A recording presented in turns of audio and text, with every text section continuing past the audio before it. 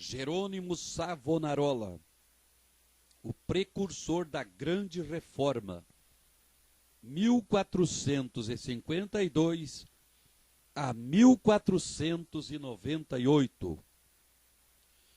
O povo de toda a Itália afluía, em número sempre crescente, a Florença. A famosa Catedral do Duomo não mais comportava as enormes multidões. O pregador Jerônimo Savonarola, abrasado com o fogo do Espírito Santo, e sentindo a iminência do julgamento de Deus, trovejava contra o vício, o crime e a corrupção desenfreada na própria igreja. Como resultado, o povo abandonou a leitura das publicações torpes e mundanas para ler os sermões do ardente pregador. Deixou os cânticos das ruas para cantar os hinos de Deus. Em Florença, as crianças fizeram procissões, coletando as máscaras carnavalescas, os livros obscenos e todos os objetos supérfluos que serviam à vaidade. Com isso, formaram em praça pública uma pirâmide de 20 metros de altura e atearam-lhe fogo. Enquanto o monte ardia, o povo cantava hinos e os sinos da cidade dobravam em sinal de vitória. Se o ambiente político fosse o mesmo que depois veio a ser na Alemanha, o intrépido e devoto Jerônimo Savonarola teria sido o instrumento usado para iniciar a grande reforma em vez de Martinho Lutero. Apesar de tudo, Savonarola tornou-se um dos ousados e fiéis arautos que conduziram o povo à fonte pura e às verdades apostólicas registradas nas Sagradas Escrituras. Jerônimo era o terceiro dos 7 filhos da família. Nasceu de pais cultos e mundanos, mas de grande influência. Seu avô paterno era um famoso médico na corte do Duque de Ferrara, e os pais de Jerônimo planejavam que o filho ocupasse o lugar do avô. No colégio era aluno esmerado, mas os estudos da filosofia de Platão e de Aristóteles deixaram-lhe a alma sequiosa. Foram sem dúvida os escritos de Tomás de Aquino que mais o influenciaram, a não ser as próprias escrituras, a entregar inteiramente o coração e a vida a Deus. Quando ainda menino, tinha o costume de orar e ao crescer o seu ardor em orar e jejuar aumentou. Passava horas seguidas em oração. A decadência da igreja, cheia de toda a qualidade de vício e pecado, e ainda o luxo e a ostentação dos ricos em contraste com a profunda pobreza dos pobres, magoavam-lhe o coração. Passava muito tempo sozinho, nos campos e à beira do rio Pô, em contemplação perante Deus, ora cantando, ora chorando, conforme os sentimentos que lhe ardiam no peito. Quando ainda jovem, Deus começou a falar-lhe em visões. A oração era a sua grande consolação. Os degraus do altar, onde se prostrava horas a fio, ficavam repetidamente molhados de suas lágrimas.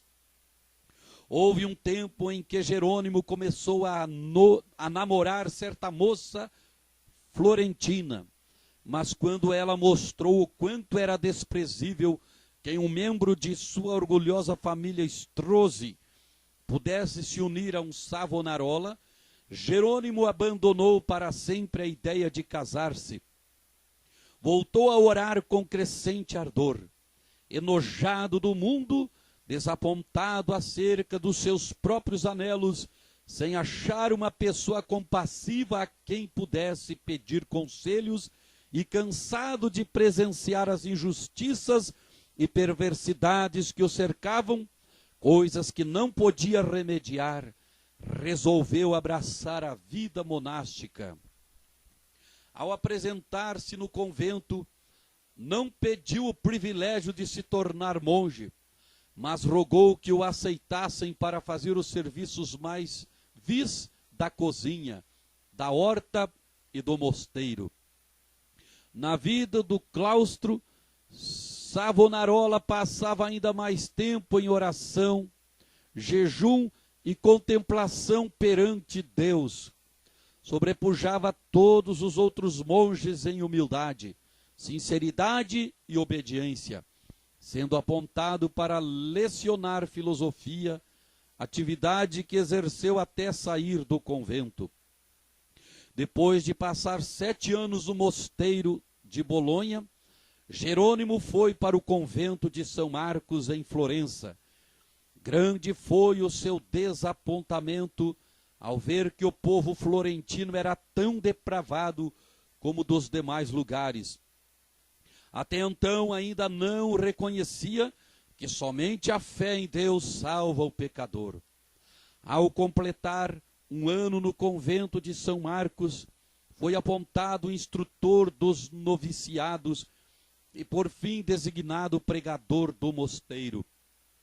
Apesar de ter ao seu dispor uma excelente biblioteca, Savonarola utilizava-se mais e mais da Bíblia como seu livro de instrução. Sentia cada vez mais o terror e a vingança do dia do Senhor que se aproxima, e às vezes entregava-se a trovejar do púlpito contra a impiedade do povo.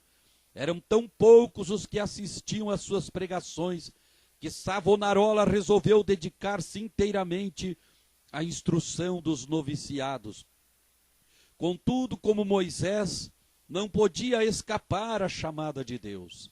Certo dia, ao dirigir-se a uma feira, teve repentinamente uma visão dos céus abertos por onde passavam.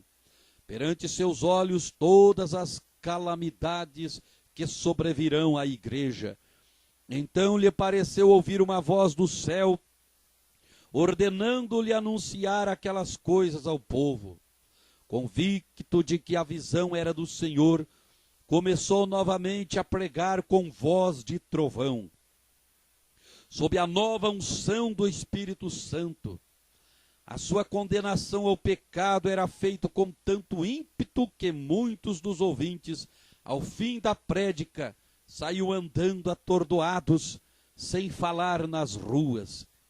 Era coisa comum durante seus sermões, homens e mulheres de todas as idades e de todas as classes romperem em veemente choro. O ardor de Savonarola na oração aumentava dia após dia, e sua fé crescia na mesma proporção. Frequentemente, ao orar, caía em êxtase. Certa vez, enquanto sentado no púlpito, sobreveio-lhe uma visão durante a qual ficou imóvel por 5 horas. Nesse período, todos os presentes à igreja contemplaram o rosto do pregador brilhando. Em toda a parte onde Savonarola ministrava, seus sermões contra o pecado produziam profundo terror. Os homens mais cultos começaram então a assistir às pregações em Florença. Foi necessário realizar as reuniões na Duomo, onde continuou a pregar durante 8 anos.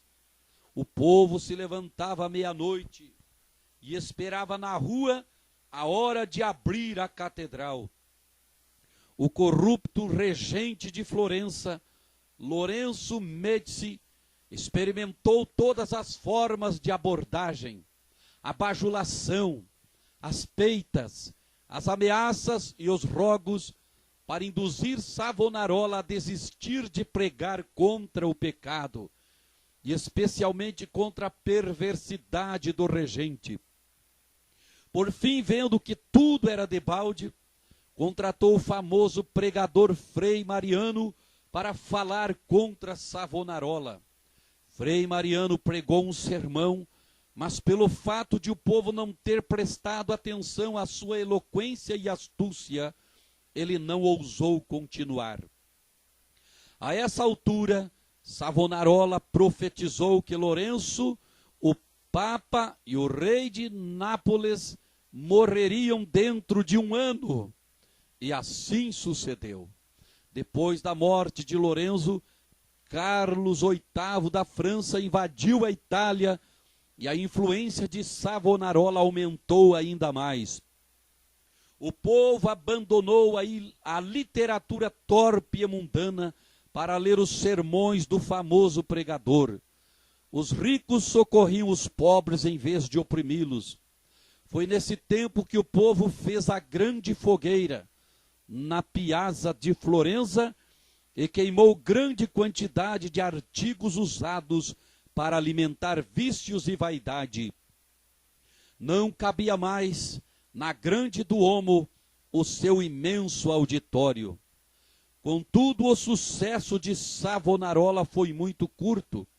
O pregador foi ameaçado, excomungado, e por fim, no ano de 1498, por ordem do Papa, foi queimado em praça pública.